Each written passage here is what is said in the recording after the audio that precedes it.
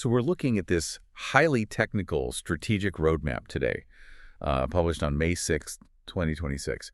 And right at the top, I mean, the author hits us with just a staggering juxtaposition. Yeah, it really is wild. Like they outline this brutally modern, very physical problem of powering artificial intelligence, right? And then in the same breath, they casually assert that this impending, what do they call it, age of abundance, that it was actually prophesied in the scriptures thousands of years ago. Right, which immediately exposes the psychological scale of what the ones building this infrastructure, what they believe they're attempting. I mean, they aren't just plotting out, utility lines or balancing some municipal budget. No, not at all. In their minds, solving this energy bottleneck, it isn't just an engineering hurdle. It's the gateway to a completely new epoch of human civilization, like an era of endless, almost biblical plenty unlocked by synthetic intelligence. Yeah, and our mission for you today is to basically strip away that mythology, right? Yeah. To look at the actual grinding physical reality of how the United States plans to meet a mind-bending 1.5 terawatts of energy demand by 2035. Exactly, because this isn't just about keeping the lights on. Right. We are exploring a race to prevent the most advanced technology in human history from basically slamming into a brick wall simply because we literally cannot plug it in. We're looking at a master plan to rebuild the physical foundation of the country. And the sources we have for this deep dive give us an incredible panoramic view of this exact moment in time. Like we have the roadmap itself, right, which is this dense, multi-phase blueprint for the grid. So dense. But we also have real-time debates from the days immediately surrounding its publication. So you've got tech founders, energy labs, and major figures like Elon Musk arguing over the logistics. And if you glance at the news sidebars captured in these sources, the atmospheric tension is just palpable. Like atmospheric CO2 levels just hit depressing new records. While literally in the adjacent column, you have Anthropic announcing that they are doubling their cloud code rate limits following a major deal with SpaceX. Oh, wow. Yeah. I mean, the friction is just screaming at you, right? The AI models are voracious, the compute limits are expanding exponentially, and the climate reality is degrading simultaneously. It's the defining conflict of this entire 2035 roadmap. Exactly. We need to figure out how this blueprint plans to conjure 1.5 terawatts of power without pushing those CO2 records into catastrophic territory. Well, before we dissect the mechanics of the solution, we have to look at the baseline numbers driving this existential bottleneck. Utility Dive, which is cited in the primary text, projects U.S. electricity demand growing at roughly 2+% per year through 2035. Wait, 2%? I mean, that sounds small, right? Right. It sounds small, but historically, grid operators dealt with relatively flat or, highly predictable incremental load growth. 2% compounded annually on a system as massive as the American power grid. I mean, that requires a gargantuan mobilization of raw materials, capital, and labor. Yeah, because you look at the traditional drivers, right? Population growth, the electrification of transportation, the push to pull heavy industry and building heating off fossil fuels. Those are formidable on their own. Absolutely. But the truly chaotic variable, like the massive unpredictable load crashing into the system, is data centers and AI trading workloads. Yeah, and Gaurav Chakrabarty actually posted a fascinating observation on social media the same day this roadmap dropped. He compared the current energy landscape to the peptide market, claiming it has infinite product demand. The peptide market. Yeah. So peptides are these incredibly versatile, fundamental biological molecules, right? They're used across medicine, therapeutics, cosmetics. Okay. So Chakrabarty is essentially arguing that compute, and by extension, the energy required to generate it, is the new foundational building block of the global economy. I mean, I have to say, I find that phrase, infinite product demand, highly suspect from an economic standpoint. You think it's hyperbole? Yeah. It sounds like classic tech sector hyperbole to me. Like, we know about Jevons paradox, right? The idea that as a resource becomes more efficiently utilized, the demand for it actually increases rather than decreases. Right. But infinite. At a certain point, the physical constraints of the grid, the sheer thermal limitations of moving that much electricity, they have to impose a hard cap. Like, the grid doesn't care about the economic utility of your AI model. If the transformer blows, the demand curve goes to zero. That's a great point, and the tech industry is becoming acutely aware of that physical ceiling. I mean, Dylan Morris, another voice in these source debates, posted a dire warning on May 5th. What did he say? He pointed out this terrifying logistical mismatch. Basically, GPU production is scaling much faster than power generation. Mhm. He predicts that within a few years, we will literally have massively expensive GPUs sitting idle in warehouses because society just cannot spin up the power generation to energize them. Wow. So they'll just be collecting dust? Exactly. Because the supply chains for semiconductor manufacturing, they've been optimized for exponential scaling. We can churn out millions of complex silicon wafers in highly automated facilities, but the supply chain for power generation, that operates on the timeline of heavy civil engineering. Right. You're pouring concrete, forging steel, securing thousands of acres of land, navigating labyrinthine permitting process. Yes, the silicon moves at the speed of light, but the grid moves at the speed of Earth. Which really highlights why this era is fundamentally divorcing itself from the previous 2 decades of tech growth, like the Web 1.0 boom, the shift to mobile, even early cloud computing. They were relatively lightweight phenomena. Yes, very digital, very intangible. Exactly. And the author of our roadmap, Paramendra Kumar Bhagat, actually has a book listed in the source material titled Physical AWS, How the Logistics Cloud Will Reshape Global Commerce. Physical AWS, that's perfect. Yeah. It perfectly captures the transition. The cloud is no longer a metaphor for whitelist data.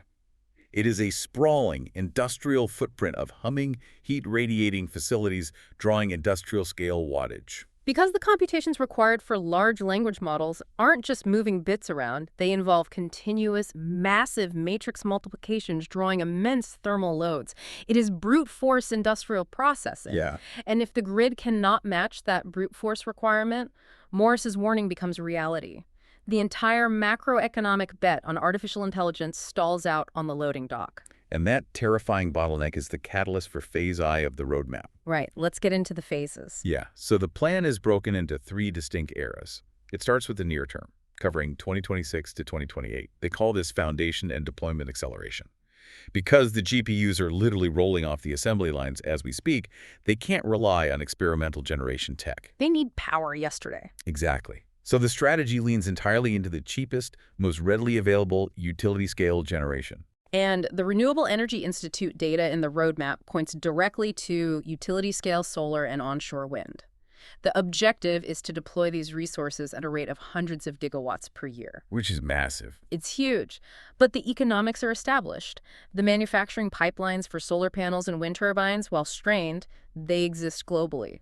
Sure, but dropping a solar farm in the Mojave Desert doesn't power a data center in Northern Virginia. No, it does not. Which brings us to step 2 of Phase 1, which tackles transmission expansion. The roadmap calls for high-capacity lines to bridge the geographical gap between the sun-drenched, windswept regions and the dense population centers. And how do they plan to pay for that? Well, the strategy leans heavily on federal tax incentives, specifically citing the IRA backed by the NRDC to attract the capital for this build-out. It's kind of like building a new interstate highway system, but for electrons instead of cars. Moving electrons at that scale across a continent is arguably the most complex logistical challenge of the entire blueprint. And the roadmap demands a massive expansion of this infrastructure within a 2-year window. And see, that's where this roadmap starts feeling totally detached from physical reality for me. How so? Well, anyone who follows infrastructure knows that permitting a major high-voltage transmission line in the United States is a multi-jurisdictional nightmare. You are dealing with federal land management, state utility commissions, local zoning boards, environmental impact studies, and intense localized opposition. The NIMBY problem. Oh, massive NIMBY problem. Historically, these projects take a decade or more from proposal to energized wire. Expecting to radically alter the transmission map between 2026 and 2028, it seems practically impossible under current regulatory frameworks. I mean, the authors implicitly acknowledge that friction. The text specifically calls for reforming permitting to shorten project lead times.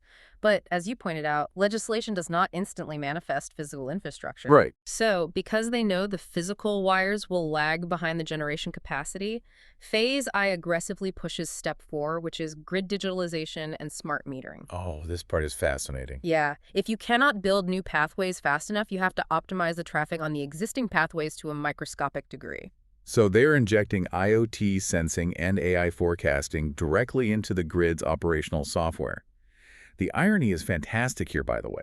They're using AI to mathematically squeeze enough efficiency out of the grid to power the AI itself. It's perfectly recursive. Because the legacy grid was built around the concept of massive centralized baseload generation overproducing to ensure it could handle peak capacity moments. Right. Most of the time, that infrastructure runs way below peak efficiency, but AI forecasting fundamentally shifts that operational model. By analyzing weather patterns, consumer behavior, industrial cycles, and real-time EV charging loads, the grid operators can predict demand down to the millisecond. Wow, down to the millisecond? Yeah, they can dynamically route power, curtail non-essential industrial loads, and match the intermittent spikes of renewable generation perfectly with consumption. You are effectively creating virtual capacity out of raw data. And to give that software physical leverage, Phase I includes the rapid deployment of diurnal battery storage. The roadmap targets systems capable of 4 to 12 hours of discharge. Just to clarify for everyone, we aren't talking about storing summer energy for the winter here. No, exactly. We are talking about capturing the intense overproduction of a sunny afternoon and discharging it during the evening demand spike when people get home and plug in their vehicles. Right, diurnal storage acts as the shock absorber for the daily variability of solar and wind. It flattens the curve, preventing the catastrophic drops in voltage that occur when the sun sets, but demand remains high. And it's a highly pragmatic, commercially viable technology today, right? Yeah. Just utilizing the massive scale-up in lithium-ion battery production that was already driven by the automotive sector. Exactly. So that combination, solar, wind, smart routing, and daily batteries, it's meant to buy us time. It's the triage phase. The triage phase, right? But phase 2, which spans 2029 to 2032, forces the roadmap to confront the limitations of lithium-ion and sunshine. They call this phase scale and integration. Okay, what does that look like? Well, when you add hundreds of gigawatts of weather-dependent generation to the grid, you magnify the vulnerability of the system to prolonged weather events. A 4-hour battery does not save a grid facing a 3-day wind lull combined with heavy cloud cover. Yeah, a 4-hour battery is basically useless in that scenario. Right. So phase 2 pushes for a massive expansion in alternative energy storage builds.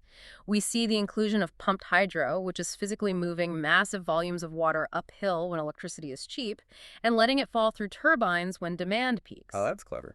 They also introduced demand-side flexibility, specifically calling out EV smart charging and industrial load management. Let's actually think about the mechanics of EV smart charging at scale. You have millions of vehicles plugged into the grid, essentially acting as a massively distributed, decentralized battery network. Right. With bidirectional charging, the grid operators aren't just delaying the charge of your vehicle. They can actually pull power out of your car's battery during a critical peak to stabilize the local neighborhood, and then recharge it when the wind picks up at 2 a.m. Vehicles become dynamic participants in grid stability. It fundamentally changes the relationship between consumer and utility. Totally. But the crucial defining element of phase 2, and perhaps the most logistically daunting, is step 7, the nuclear revival. Here we go. The roadmap explicitly calls for bringing advanced small modular reactors, SMRs, online to provide zero-carbon, dispatchable power that is completely immune to weather patterns. And conceptually, SMRs are brilliant. Instead of spending 20 years custom building a monolithic concrete dome, you manufacture standardized reactor modules in a central factory, ship them by rail, and assemble them on site. The safety profiles are theoretically vastly superior, but the regulatory approval, the materials science testing, and the actual factory spin-up for SMRs puts their widespread deployment squarely in the 2030s. At best. Which brings us crashing right back into the pragmatic bottleneck Dylan Morse highlighted. The data centers require gigawatts of power today. Yeah, they cannot pause their product cycles for 6 years waiting for the Nuclear Regulatory Commission to approve an SMR design. Exactly. And this friction, it detonates a massive ideological clash in our social media sources. On May 5th, Morse posits that the future demands an entirely new kind of hardware company. He spotlights stone power. Stone power. Right. And they're not building solar panels or modular reactors, are they? No. Stone Power is building advanced natural gas turbines. He is advocating for expanding fossil fuel infrastructure right in the middle of a 1.5 terawatt clean energy roadmap. Which sounds completely counterintuitive. But Morris constructs a highly sophisticated defense for this, doesn't he? He does. He refers to the natural gas turbine as the first leaf on a multi-decade tech tree. A tech tree like in a video game. Yeah, exactly. His thesis is that the advanced metallurgical engineering, the precision manufacturing capabilities, and the human capital required to build a next-generation natural gas turbine are the exact same foundations required for the zero-carbon tech of tomorrow. I see. He argues that mastering this thermal engineering today is the only way to eventually deliver nuclear turbines, advanced geothermal systems, or heat recovery engines. So he's essentially arguing that you cannot leapfrog the industrial process. You have to build the dirty turbine to learn how to build the clean one. And I guess as a convenient byproduct, you generate the massive, reliable power required to keep the AI from stalling out right now. That's his argument. But the environmental response is immediate and unyielding. Exergy Lab replies to Morris, pointing out the stark reality. Deploying a new fleet of natural gas turbines will produce a massive volume of greenhouse gas emissions. Which is the last thing we need. That's exactly what they state, bluntly, which is the last thing that we need more of. Especially when you look at the news sidebars from May 2026 showing atmospheric CO2 hitting those depressing new records. Exergy Lab's position carries immense weight there. The atmosphere does not care about your multi-decade tech tree or your AI training schedule. It responds purely to the physics of carbon concentration. Right. If you lock in massive new natural gas infrastructure now, you are committing to decades of emissions, precisely when the scientific consensus demands radical reductions. And this is the ultimate paradox embedded in the 2035 roadmap, and we really must examine it impartially for you. The technology sector operates on the belief that artificial general intelligence will be the ultimate meta tool. The meta tool, meaning it fixes everything else. Exactly. They theorize that advanced AI will design the perfect nuclear fusion containment fields, discover hyper-efficient battery chemistries, and optimize global logistics to eliminate waste. Oh, wow.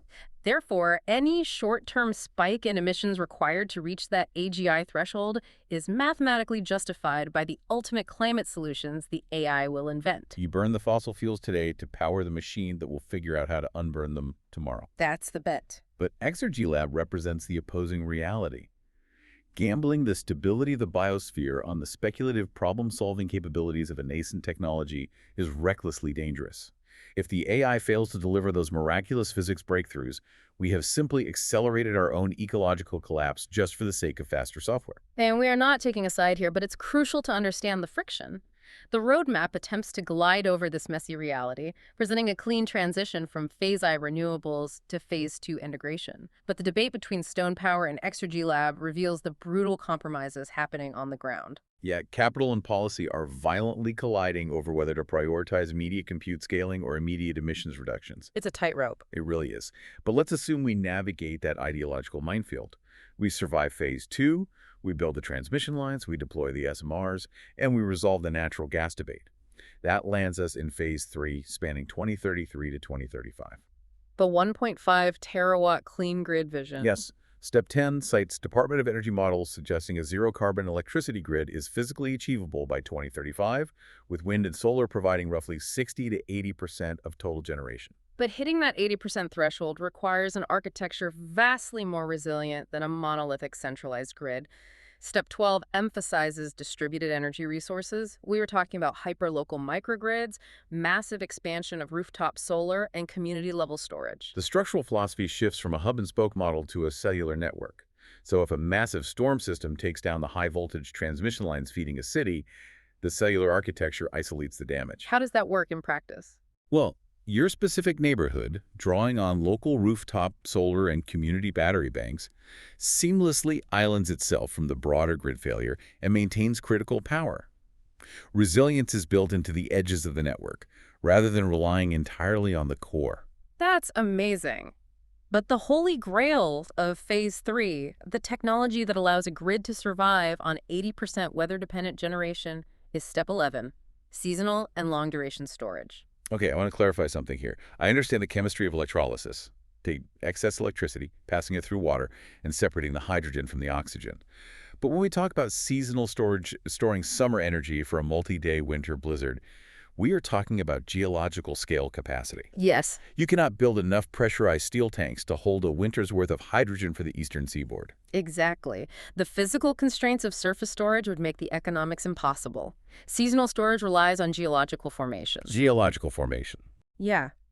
You utilize the massive overproduction of the solar network during the summer months, power that would otherwise be curtailed or literally thrown away to run industrial electrolyzers constantly.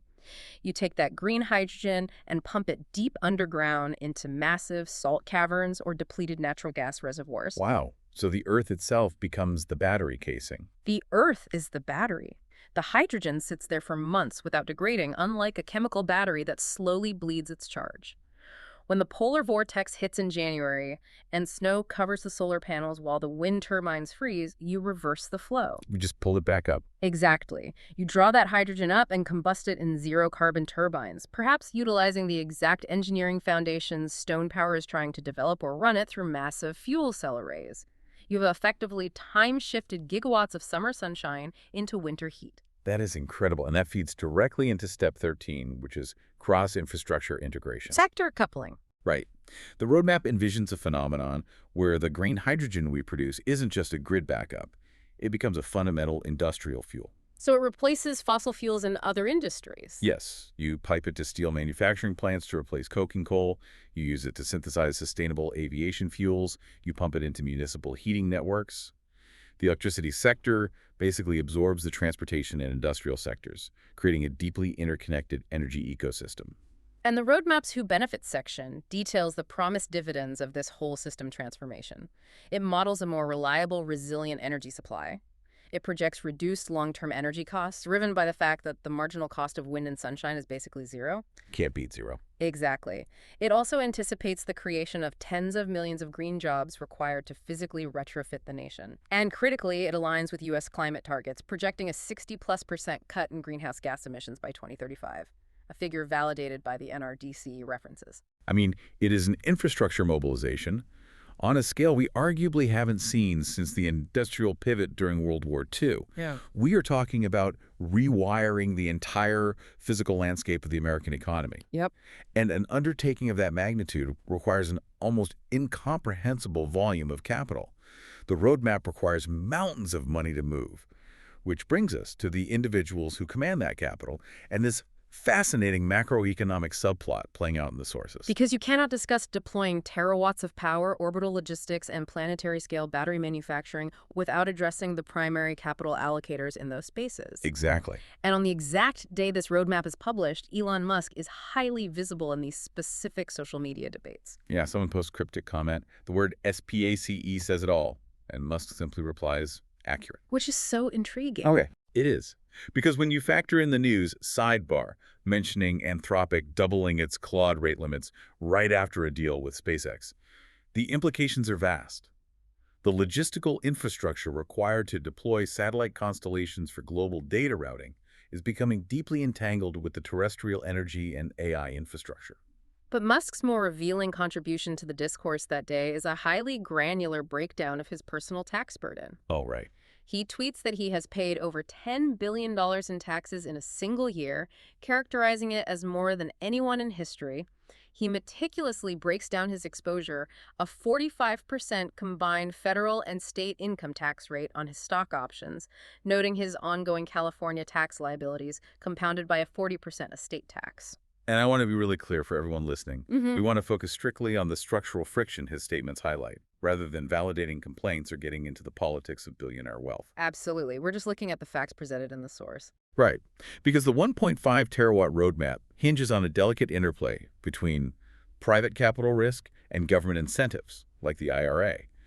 On one hand, the government is extracting historic volumes of capital through taxation to fund public grants, subsidize transmission line permitting, and underwrite national lab research. Which is essential for the public infrastructure side of the roadmap.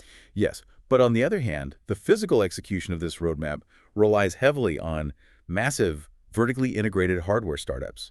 The companies building the orbital networks, the advanced natural gas turbines, and the next-generation battery chemistries are largely driven by individuals who marshal capital at the scale of nation-states. And so you have to wonder, how does that tension impact the 2035 timeline? Exactly.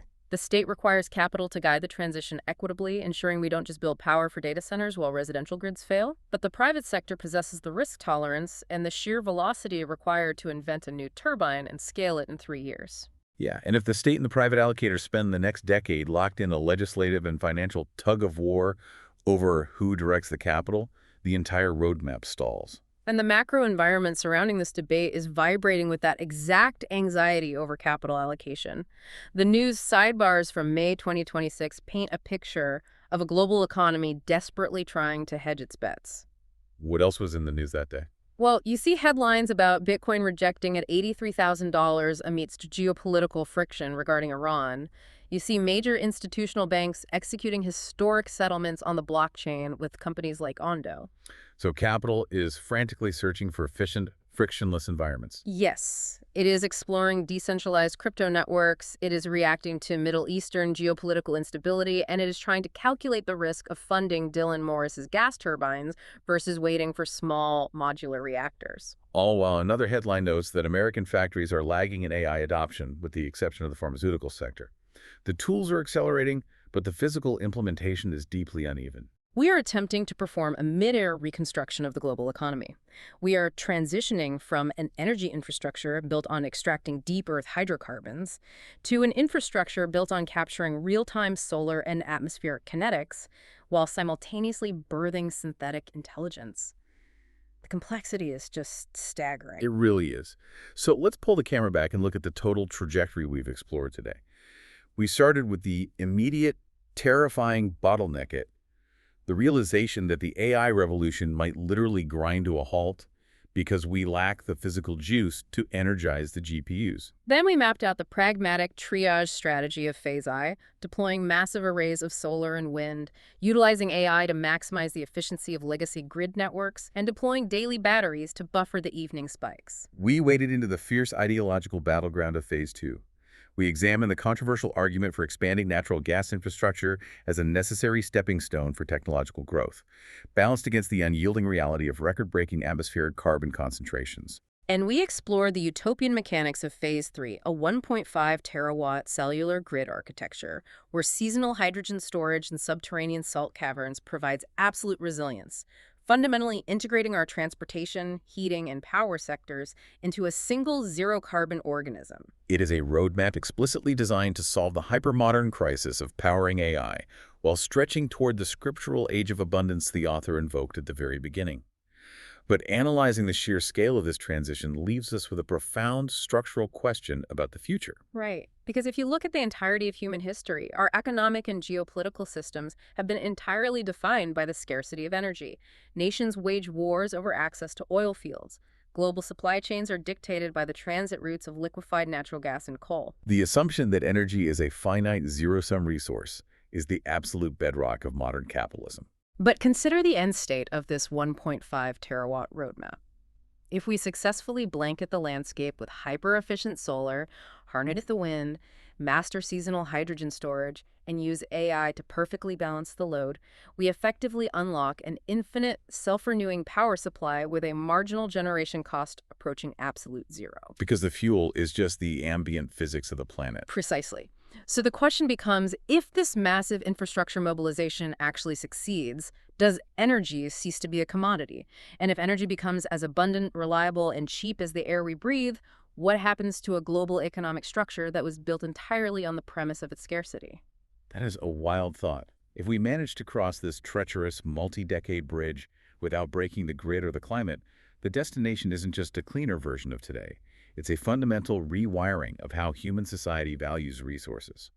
Thank you for joining us on this deep dive. Keep questioning the physical infrastructure that makes your digital world possible. Keep looking closely at the heavy industry hidden behind the sleek interfaces, and we'll see you next time.